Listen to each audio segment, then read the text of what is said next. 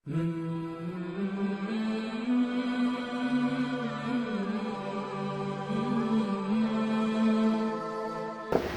alaikum wa rahmatullahi wa barakatuhu.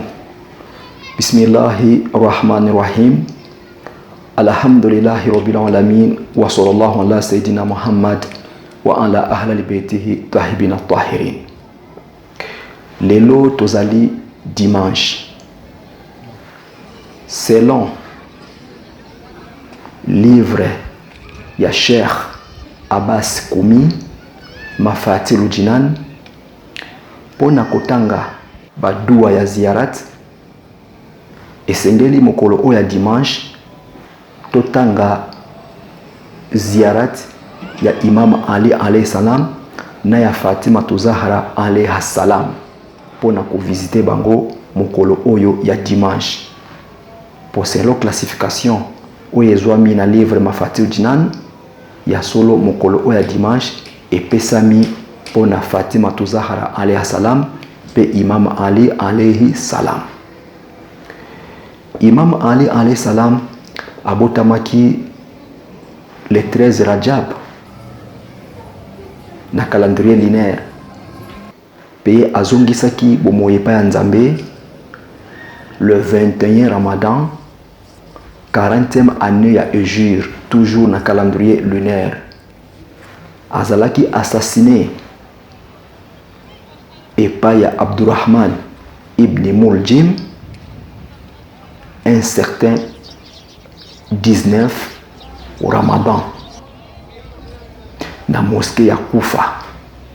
Mosquée obozali komona oyo ezali mosquée ya Kufa. Tozali libanda na yango batu nyonso obozali komona oyo bayi ko visiter mosquée oyo ya Imam Ali esika oyo Abdurrahman ibn Muljim lanatullah alayhi abetaki Imam Ali épée na mutu, machette na mutu, ezalaki na mosquée oyo. O tozali na libanda ya mosquée, tokota na kati ya mosquée oyo nyonso bozali komona ezali mosquée ya Kufa, esika oyo ba assassinaki Imam Ali alayhi salam le 19 Ramadan na mosquée oyo bozali komona oyo mosquée ya Kufa. Assassinaki na mosquée oyo le 19 Ramadan et pas ya Abdurrahman ibn Muljim le 19. Azalaki assassiné le 19 nde liwa eya kozwaye na pasi wana, liwa eya kozwaye le 21 Ramadan. Ko visiter Imam Ali ezali mokolo nyonso, mais mokolo ba pesiye uniquement ye ezali dimanche. Fatima Zahra alayhi salam molonga na ye abota le 20 Jumada, 5e année après révélation ya prophète Muhammad sallallahu alayhi wa sallam. Peye azongisaki bomoye pa ya Nzambe na 11e année ya Hijra, toujours na calendrier lunaire. Esika oyo bakunda ye ezali inconnu, poye apekisaki molonga na ye akunda ye esika batu baye bayango te, pona kanda ba ennemi na ye oye akufaki na yango. Alors mokolo oyo ko visiter bango mibale ezali oyo lelo dimanche.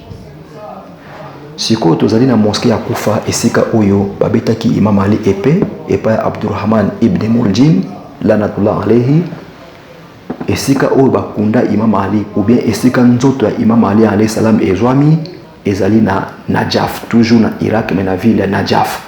Tokende sikoyo ko visiter mausolée ya Imam Ali alayhi salam na Najaf, tolekela na ndaku na ye. Oyo bozali komona ezali ndaku ya Imam Ali alayhi salam esika azali kovanda na famille na ye, na ndaku oyo azali kovanda na famille na ye. Oyo nyonso bozali komona ba pèlerin baye ko visiter ndaku ya Imam Ali esika azali kovanda na famille na ye, toujours na ville ya Kufa na Irak. Tokende sikoyo kotala esika kor na ye ezali na Najaf, toujours na Irak. Oyo bozali komona oyo ezali mausolée ya Imam Ali alayhi salam esika nzoto na ye ezwami na mausolée oyo na Najaf. Oyo nyonso mausolée ya Imam Ali alayhi salam na Irak na ville ya Najaf esika nzoto na ye ezwami. Oyo nyonso bozali komona ba pèlerin baiko visiter esika oyo nzoto ya Imam Ali alayhi salam ezali na Irak na ville ya Najaf. Yo pe lokola soki otangi ziarati ya mokolo oyo ya dimanche ezali lokola o visiter à la fois Imam Ali, à la fois Fatima Zahra alayha salam. Ozali lokola bato oyo nyonso baiko visiter awa. Alors natiki bino bolanda lecture ya zikri ya mokolo oyo ya dimanche ya Zali Jalali wal Ikram 100 fois pe bolanda ziarate ya mokolo oyo ya dimanche pona bo visiter Imam Ali alayhi salam na Fatima Zahra alayha salam. Assalamu alaikum wa rahmatullahi wa barakatuh. ذا الجلال والإكرام. الله الرحمن الرحيم. السلام على الشجرة النبوية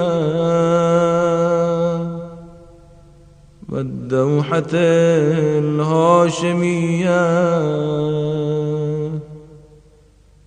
المضيئة المثمرة بالنبوة المونقة